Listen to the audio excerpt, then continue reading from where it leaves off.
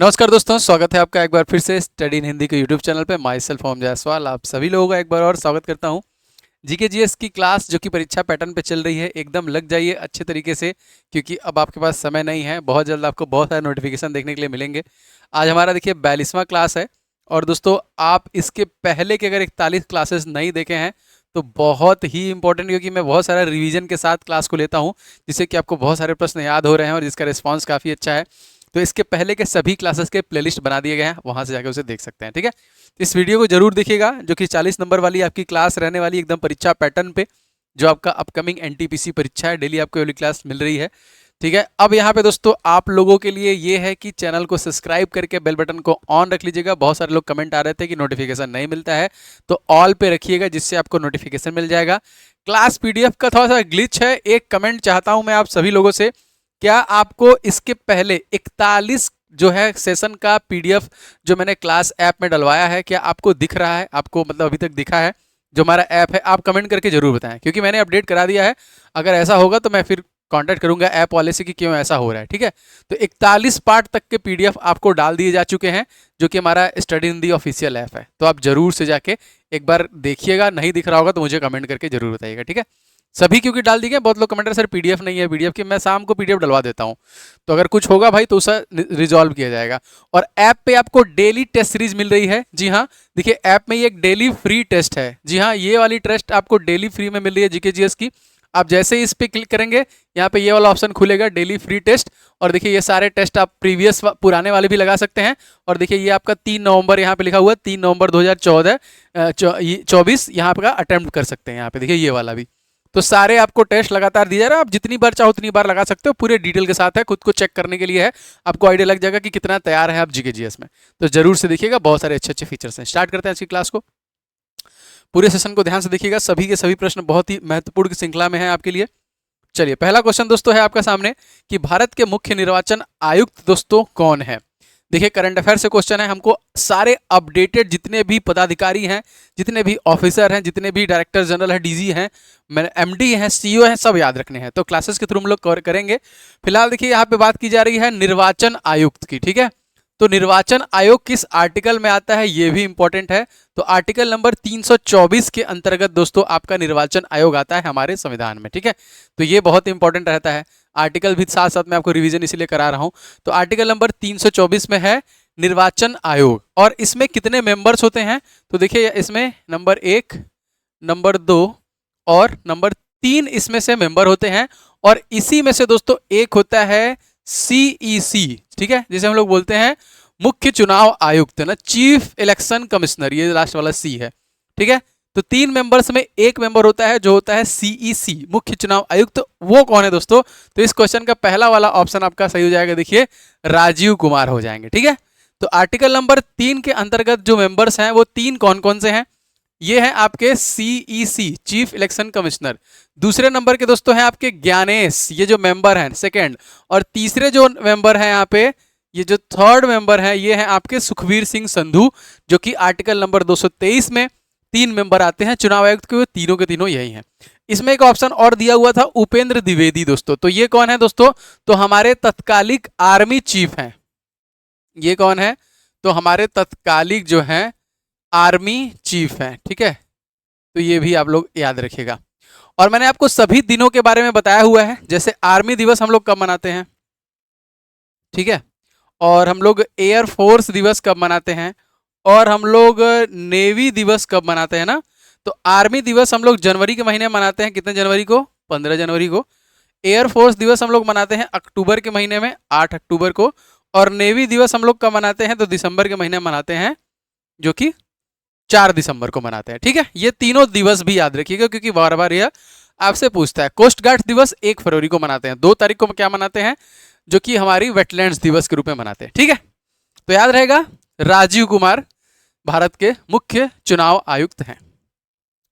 गांधी जी ने दांडी यात्रा कितने लोगों के साथ किया था? भाई बहुत इंपॉर्टेंट है ना। किस लिए किया था दांडी यात्रा, आपको पता है ना? जो नमक का कानून, नमक पे जो टैक्स कर था, टैक्स था उसको हटाने के लिए ये अल्टीमेटम भी उन्होंने इरविन को पत्र में लिख के दिया था। उनके 11 मांगे थी, ये भी प्रश्न में आया हुआ है। ठीक है, आपको बताऊंगा फिलहाल इस क्वेश्चन में कितने लोगों के साथ किया था ये इंपॉर्टेंट है। तो देखिए 78 लोगों, सी वाला ऑप्शन से हो जाएगा, 78 लोगों के साथ दोस्तों किया था। और यह यात्रा 1930 की है ना। 12 मार्च सन 1930 को अहमदाबाद के साबरमती आश्रम से दोस्तों इन्होंने शुरू किया था। अब ये भी प्रश्न आता है कि उन्होंने साबरमती आश्रम का निर्माण किस सन में किया था। तो देखिए ये किया था 1960 में। ठीक है, 1960 में। इसी में बनारस हिंदू यूनिवर्सिटी की भी स्थापना किया गया था। और दोस्तों ये वहां पे अपना पहला सामाजिक मतलब अभिभाषण जो दिया था सबसे पहले, जो कि खुल के भारत में, तो सबसे पहला 1960 उसी में था जब उसका इनॉग्रेशन था 1960 में। माननीय मदन मोहन मालवीय, जिन्हें वहीं से पढ़ा हूं और जिन्हें हम लोग पूछते हैं भगवान की तरह। ठीक है, अब यह यात्रा कितने दिन तक चली थी ये भी इंपॉर्टेंट है। तो देखिए ये 24 दिन याद रखेंगे ना, 24 दिनों की यात्रा 6 अप्रैल 1930 को दांडी पहुंची थी, जिसकी शुरुआत कब हुई थी 12 मार्च को और पहुंची थी ये 6 अप्रैल 1930 को। इस यात्रा का मकसद क्या था, अंग्रेजों के नमक कानून का विरोध करना।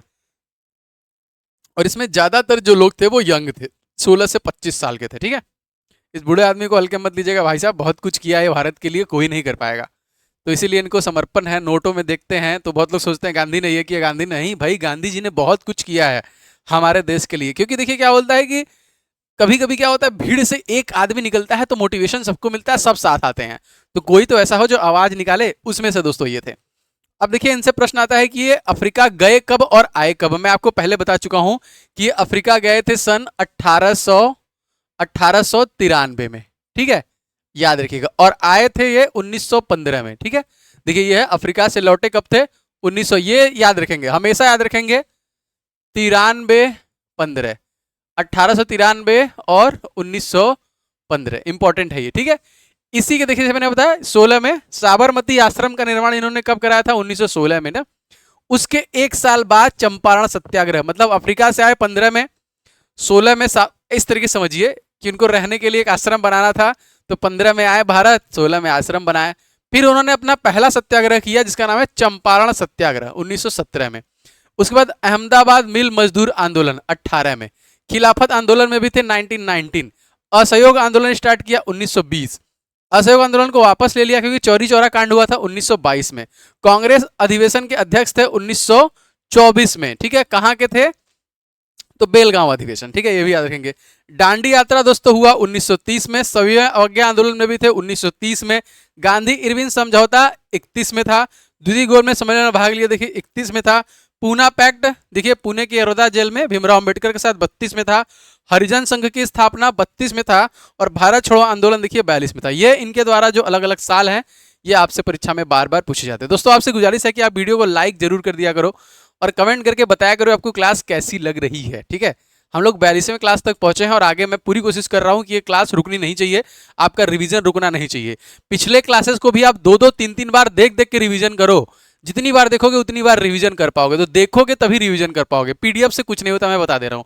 जो मैं बता रहा हूं, समझा रहा हूं, अगर वो दिमाग में धस रहा है धसते चला जाएगा। खुद से पढ़ोगे वो आपके रिवीजन के लिए, लेकिन क्लासेस का इंपैक्ट पड़ता है। ठीक है, भारत के उपराष्ट्रपति का नाम क्या है, तो एलिमिनेट कर लीजिए। ये कौन है भैया, नरेंद्र मोदी जी भारत के कौन है, प्रधानमंत्री। और महामहिम है द्रौपदी जी मुर्मू जी, प्रेसिडेंट है यहाँ पे। अनिल चौहान क्या है भैया, CDS second chief of defence staff. पहले जनरल बिपिन रावत थे लेकिन उनके शहीद मतलब डेथ के बाद अनिल चौहान को देखिए बनाया गया भारत का सीडीएस। तो 3 हम लोग जानते ही हैं, तो एक ही ऑप्शन बच रहा है जो कि जगदीप धनखड़ का हो जाएगा। ठीक है, याद रखिएगा, ये आप पिक्चर में देख रहे हैं यही है। तो भारत के उपराष्ट्रपति कौन है, जगदीप धनखड़। ठीक है, राष्ट्रपति कौन है, द्रौपदी मुर्मू। भारत के सीडीएस कौन है, तो देखिए ये हो जाएंगे आपके Anil Chauhan, chief of defence staff. हैजा रोग दोस्तों किसके कारण होता है, पहले मैं बता दूं, हैजा रोग जो होता है वो बैक्टीरिया की वजह से होता है और इसे हम लोग बोलते हैं कॉलेरा। कॉलरा भी बोलते हैं, कॉलेरा बोलते हैं। और एक ये बैक्टीरिया है जिसकी वजह से ये होता है, उसका नाम क्या है, उसका नाम है विब्रियो। ठीक है, उसका नाम है विब्रियो कॉलेरा। यही वो बैक्टीरिया, ये प्रश्न पूछ चुका है परीक्षा में, किसकी वजह से होता है, तो विब्रियो कॉलेरा नाम है बैक्टीरिया से होता है। फिलहाल इस क्वेश्चन का सही आंसर हो जाएगा आपका सी, जो कि दूषित जल दूषित भोजन की वजह से होता है। अब यहाँ पे एक ट्रिक मिला था मुझे, मैंने ले लिया आप लोग के लिए। जीएसटी पंडित का टीका न्यू है। क्या नहीं क्या क्या ट्रिक बनाते हैं लोग।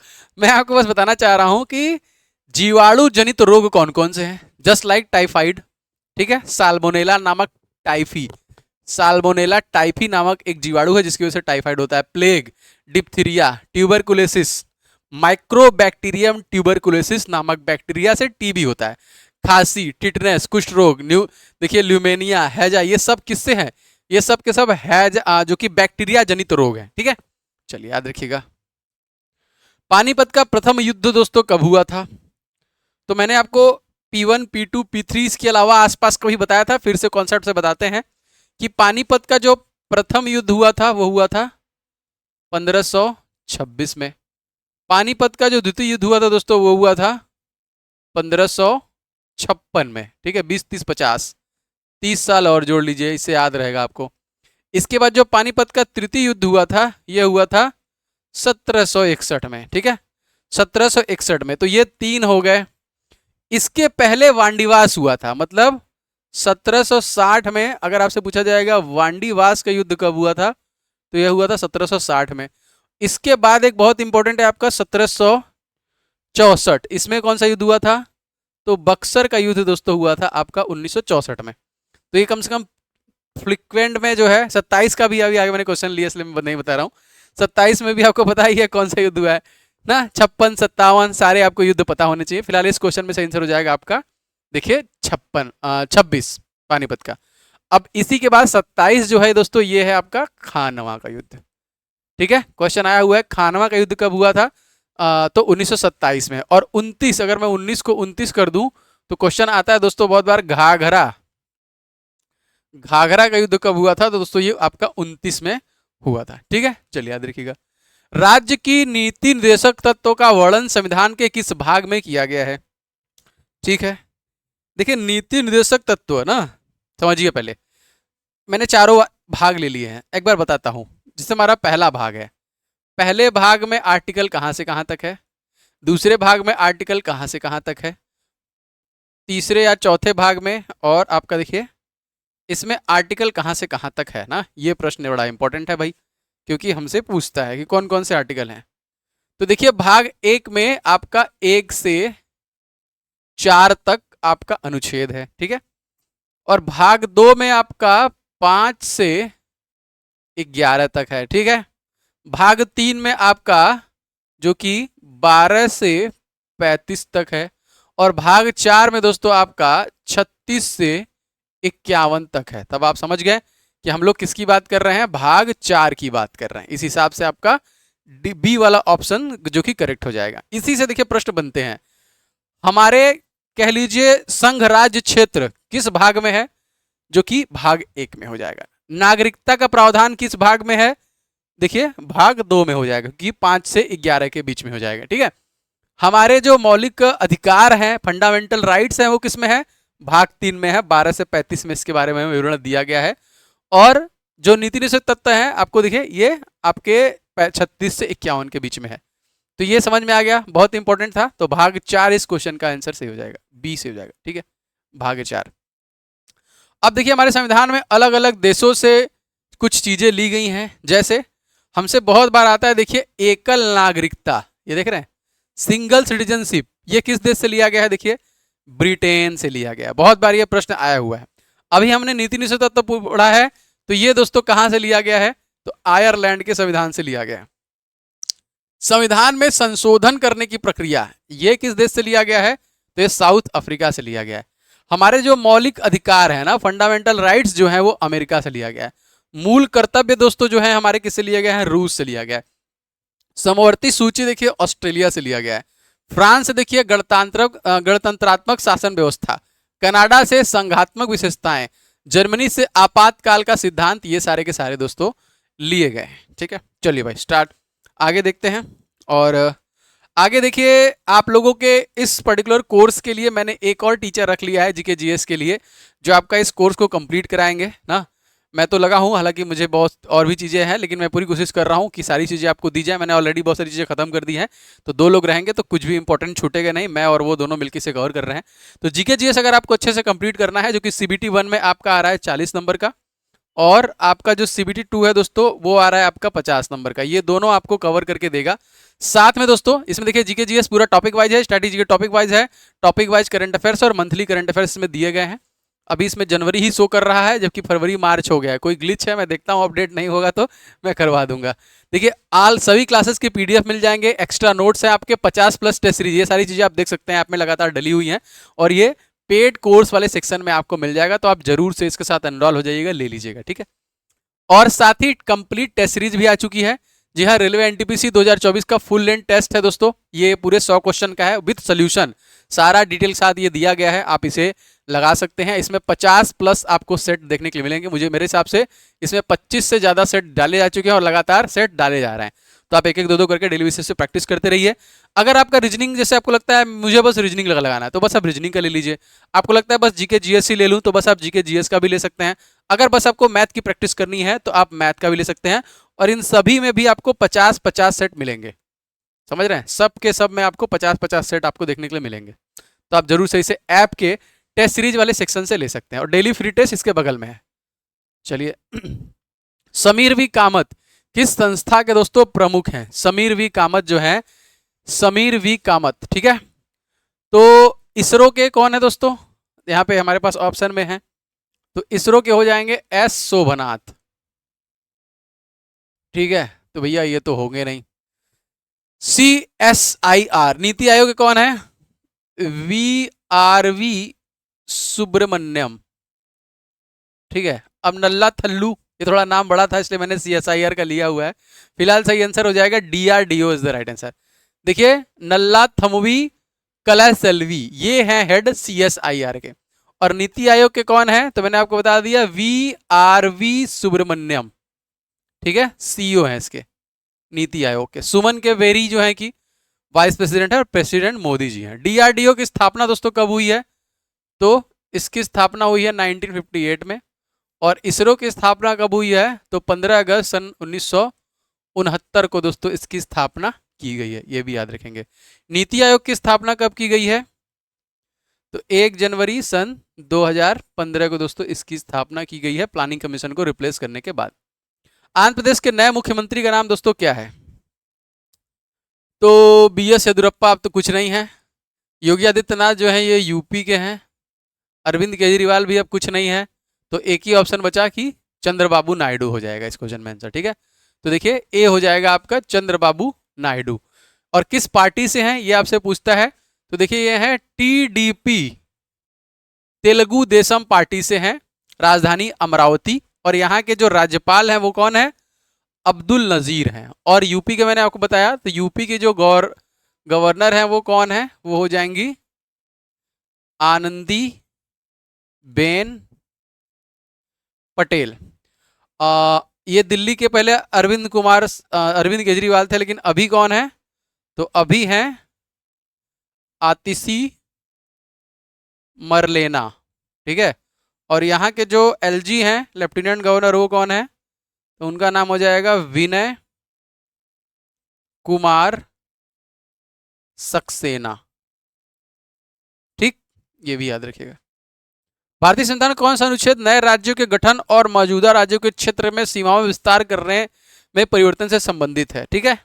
तो मैंने आपको बताया संघ राज्य क्षेत्र भाग 1, मतलब आर्टिकल नंबर 1 से 4 की बात की जा रही है, और इसका जो विवरण दिया गया है वो दिया गया है आपका आर्टिकल नंबर 3 में। और हम लोग किसकी बात कर रहे हैं? तो ये भाग 1 की बात की जा रही है, ठीक है, तो याद रखिएगा। वर्तमान में रिजर्व बैंक ऑफ इंडिया के गवर्नर कौन है? आप देखिए पहली बार मैंने 5 ऑप्शन लिए हैं, इसके पीछे रीजन है।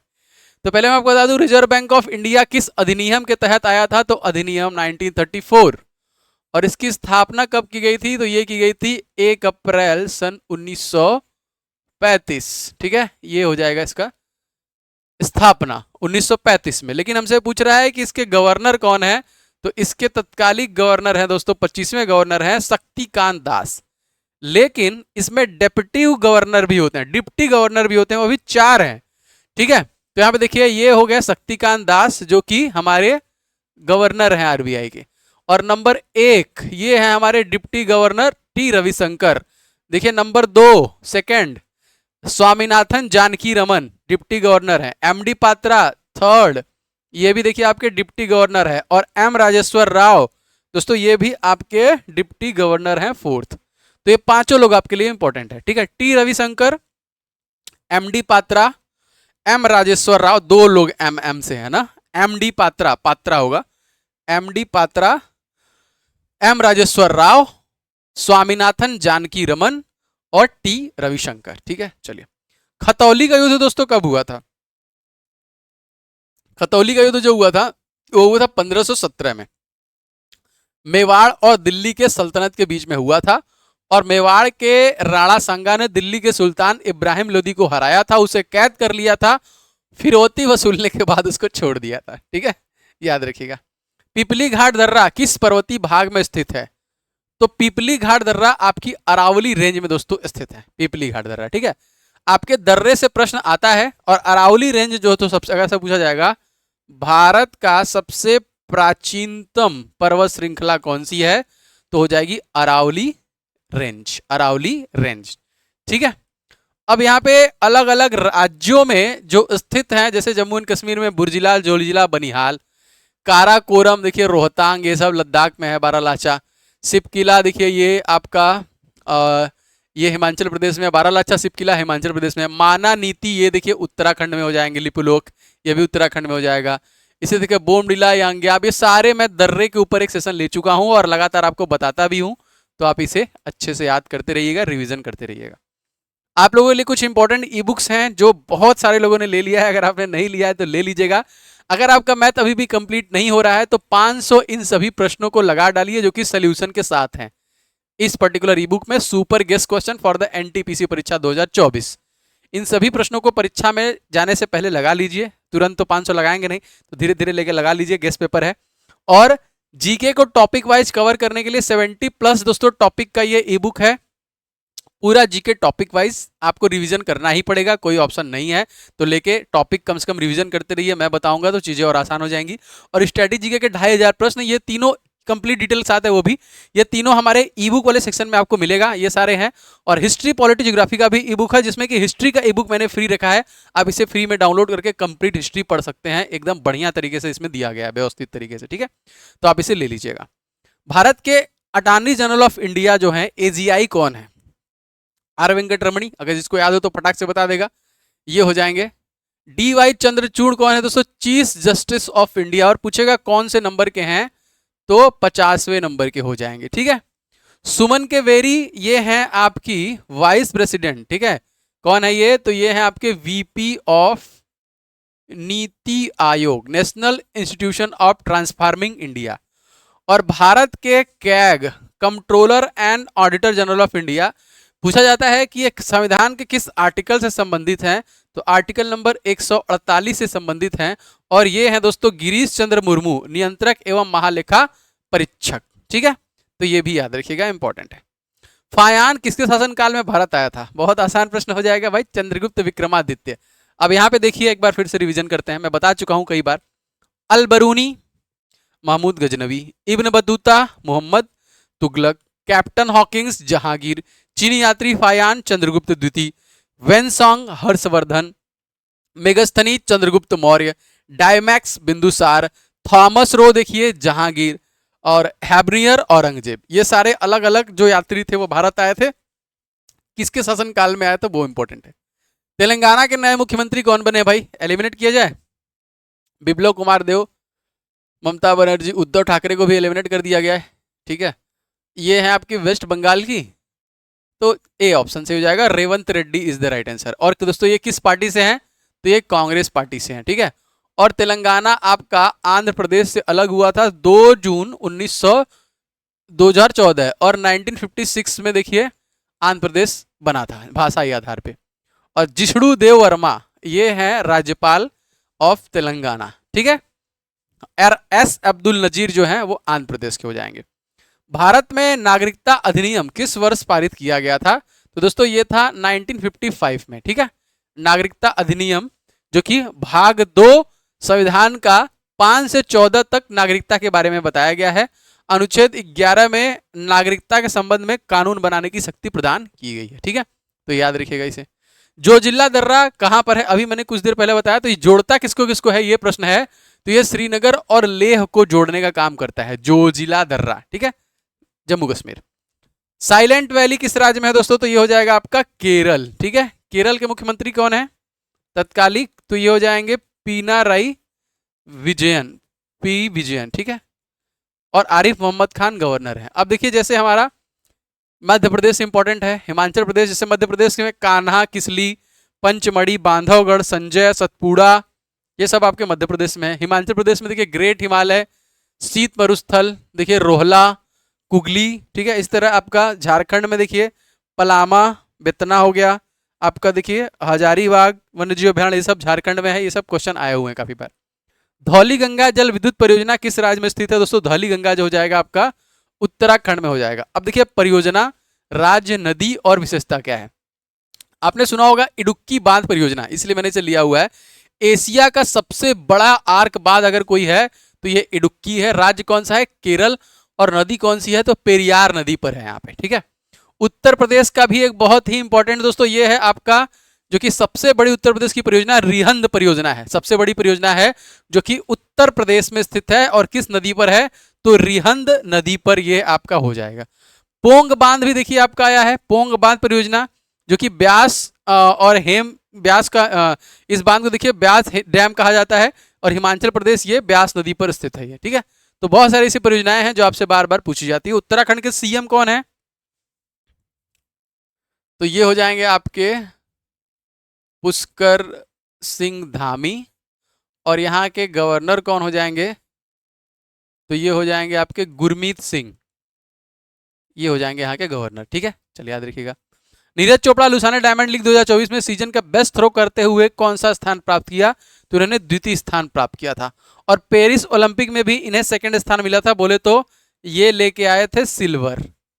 ठीक है, गोल्डन बॉय भी कहा जाता है, क्योंकि सबसे पहले इन्होंने जेवलियन थ्रो में लाया था भाई गोल्ड, याद रखिएगा इसे। के बिरला फाउंडेशन द्वारा कौन सा सम्मान दिया जाता है दोस्तों, ब्यास सम्मान दिया जाता है। अब इस क्वेश्चन का तात्पर्य यह है कि आपको अवार्ड कुछ याद रखने हैं, जैसे दादा साहब फाल्के अवार्ड कैसे दिया गया, वहीदा रहमान को। रमन मैग्सेसे पुरस्कार किसे दिया गया, डॉक्टर रवि कन्नन को। ज्ञानपीठ पुरस्कार 2024 किसे दिया गया, गुलजार एवं रामजी को। ठीक है, खेल रत्न पुरस्कार 2023 विजेता कौन है, Satwik. Time person of the India देखिए कौन थे, Time person of the year Taylor Swift. Aryabhatta पुरस्कार 2024 बी सुब्बा राव। अंतर्राष्ट्रीय बुकर पुरस्कार 2024 जेनी। गांधी शांति पुरस्कार देखिए गीता प्रेस। गोल्डमैन पर्यावरण पुरस्कार आलोक शुक्ला। और केपीपी जो कि नाम्बियार अवार्ड 2024 से दिया गया, तो इसरो के जो चीफ हैं एस सोमनाथन को दिया गया था। विश्व गौरैया दिवस कब मनाते हैं, स्पैरो डे, बहुत इंपॉर्टेंट है, आया है परीक्षा में। तो देखिए 10 मार्च को हम लोग मनाते हैं, और मार्च महीने के कुछ महत्वपूर्ण दिवस को हम लोग देखते हैं। 1 मार्च को हम लोग शून्य भेदभाव दिवस मनाते हैं। ठीक है, और नागरिक सुरक्षा दिवस भी मनाते हैं। और 3 मार्च को दोस्तों हम लोग क्या मनाते हैं, तो देखिए 3 मार्च को विश्व वन्यजीव दिवस के रूप में मनाते हैं। ठीक है, वन्यजीव दिवस के रूप में हम लोग मनाते हैं 3 मार्च को। इसके अलावा 3 मार्च को ही श्रवण दिवस के रूप में मनाते हैं। जन औषधि दिवस 7 मार्च को। 8 मार्च को अंतर्राष्ट्रीय महिला दिवस। 12 मार्च को देखिए विश्व किडनी दिवस, जो कि मार्च के दूसरे गुरुवार को होता है। 13 मार्च को देखिए आपका वर्ल्ड स्लीप डे। 15 मार्च को विश्व उपभोक्ता अधिकार दिवस। 16 मार्च को भारतीय टीकाकरण दिवस। 18 मार्च को आयुष निर्माण दिवस। 20 मार्च को विश्व गौरैया दिवस, और 20 मार्च को ही इंटरनेशनल डे ऑफ हैप्पीनेस के रूप में भी मनाया जाता है। ठीक है, सूर्य किरण जो सैन्याभ्यास है, ये भारत और किस देश के बीच में दोस्तों हुआ है, तो दोस्तों मैं आपको बता दूं ये हुआ है आपका नेपाल के साथ। ठीक है, सही आंसर हो जाएगा आपका नेपाल। श्रीलंका के भी साथ दोस्तों हुआ है, इसका नाम क्या है, मैना मती मैत्री एक, और एक और याद रख लीजिएगा संप्रीति भी हुआ है। ठीक है, बांग्लादेश के साथ, सॉरी गलत बता दिया मैंने, चलिए कोई बात नहीं, कोई बात नहीं, इसे हम लोग कर देते हैं जिग जैक। श्रीलंका के साथ हुआ है हमारा मित्र शक्ति। ठीक है, और बांग्लादेश के साथ मैनामती मैत्री और संप्रीति। जापान के साथ कौन सा हुआ है, तो जापान के साथ हुआ है धर्मा गार्जियन, ठीक है। चाइना के साथ अगर आपसे पूछा जाएगा, हमारा पड़ोसी देश जो है, हैंड इन हैंड हो जाएगा, ठीक है। भारत के किस राज्य में रबर का उत्पादन सबसे ज्यादा होता है? दोस्तों रबर का, काली मिर्च का, ठीक है, इलायची का, कार्डमम की बड़ी बड़ी पहाड़ियां हैं, केरल राज्य हो जाएगा इस क्वेश्चन में। रबर का सबसे ज्यादा उत्पादन करने वाला राज्य और भारत का सबसे साक्षर राज्य भी आपका केरल ही हो जाएगा। भारत का पूर्व से पश्चिम छोर तक की लंबाई क्या है? मतलब हमसे पूछा जा रहा है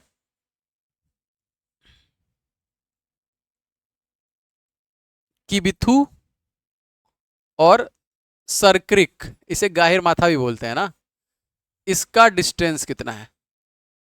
तो ये है आपका 2933 किलोमीटर का। अगर आपसे पूछा जाएगा कि इंदिरा पॉइंट, ठीक है, और कैप कैमोरियन जो कि प्रायद्वीपीय भारत का अंतिम छोर है, इसकी लंबाई कितनी है? तो ये हो जाएगा 3124 किलोमीटर। ऑप्शन में है हमारे यहाँ है, देखिए इसका मतलब हमारा बी ऑप्शन करेक्ट हो जाएगा, और ये उत्तर से दक्षिण छोर का है यहाँ पे, तो देखिए बी इस क्वेश्चन में करेक्ट आंसर हो जाएगा, ठीक है। याद रखिएगा, मैं आपको मैप में भी दिखा देता हूँ। ये है आपका किबिथु, सबसे पूर्वी क्षेत्र, सबसे पूर्वी बिंदु। ये है आपके गाहिर माथा, सरक्रिक बोलते हैं, सबसे पश्चिमी, और इसका डिस्टेंस कितना है? 2933। ये है आपका इंदिरा पॉइंट, और ये है आपका कैप कैमोरियन, और इसका डिस्टेंस है 3214 किलोमीटर, ठीक है। और ये है हमारा इंदिरा कॉल, सॉरी मैंने क्या बताया इस पीछे, एक बार देख लेता हूँ फिर से। ये पॉइंट नहीं है भाई, ये इंदिरा कॉल है, इंदिरा पॉइंट नीचे है, ठीक है। तो यहाँ पे है आपकी इंदिरा पॉइंट, ये आपका इंदिरा कॉल है, थोड़ा सा कन्फ्यूजन से बता दिया मैंने, ठीक है। तो ये थी आज की क्लास, बताइए कैसी लगी, लाइक कीजिएगा। पीडीएफ के लिए एक बार जरूर कमेंट कीजिएगा, बताइएगा कि आपको सारे दिख रहे हैं कि नहीं, ऐप में एक बार क्रॉस चेक कीजिएगा। नहीं होगा तो भाई मैं ऐप वालों को बोलूंगा, क्योंकि मैं तो डाल रहा हूँ, नहीं मिल रहा है आप लोगों को तो दिक्कत हो रहा है। हालांकि पीडीएफ पे इतना लोड मत लिया करो, क्लास लिया करो, क्लास ज़्यादा जरूरी होता है, ठीक है। बहुत लोग message, sir PDF PDF, class important है, मैं बताऊंगा, समझाऊंगा, 4 चीज़ बार बार बताऊंगा, आपके दिमाग में घुसेगा। ये सारे ई बुक्स हैं, आप ऐप से ले लीजिएगा, और हिस्ट्री का ई बुक फ्री है। बाकी फ्री टेस्ट दे लीजिएगा, डेली फ्री टेस्ट है, लगाइए, उसमें रैंकिंग भी दिखती है, कितने लोगों में लड़ रहे हैं, आपकी रैंकिंग 1 आती है, 2 आती है। आने वाले समय में री अटेम्प्ट बंद कर दूंगा, ठीक है। री अटेम्प्ट बंद करने का मतलब एक ही बार दे पाओगे आप, सोल्यूशन देख सकते हो, क्वेश्चन भी देख सकते हो, लेकिन फिर से दोबारा नहीं देने दूंगा, क्योंकि क्या लोग 2-2 बार लगा के 25-25 नंबर ले ले रहे हैं, मैं ये देख रहा हूँ। जैसे एक बार लगाया उन्होंने, दूसरा बार लगाया 25 क्वेश्चन सही कर दिया, तो क्या मजा रह जाएगा। तो ऐसे थोड़ा लगेगा ना कि यार इतना आया, थोड़ा इंप्रूवमेंट करूँ, लेकिन अभी नहीं, अभी कुछ दिन बाद में से बंद कर दूंगा। री अटेम्प्ट नहीं कर पाएंगे आप, लेकिन टेस्ट दे पाएंगे, री अटेम्प्ट बंद हो जाएगा। सारा दिखेगा, सोल्यूशन, डिटेल क्वेश्चन सब दिखेंगे, लेकिन अटेम्प्ट नहीं कर पाएंगे। तो ये रहा हमारा टेस्ट सीरीज, इसमें री अटेम्प्ट जितनी बार चाहो उतनी बार री अटेम्प्ट कर सकते हो, कोई दिक्कत नहीं है, और सारे आपके लिए इंपॉर्टेंट है, आप टेस्ट सीरीज वाले सेक्शन से इसे ले सकते हैं। और बाकी इस कोर्स साथ जुड़ जाइएगा, मिलेंगे अगले सेशन में, तब तक के लिए आपका दिन शुभ हो, जय हिंद।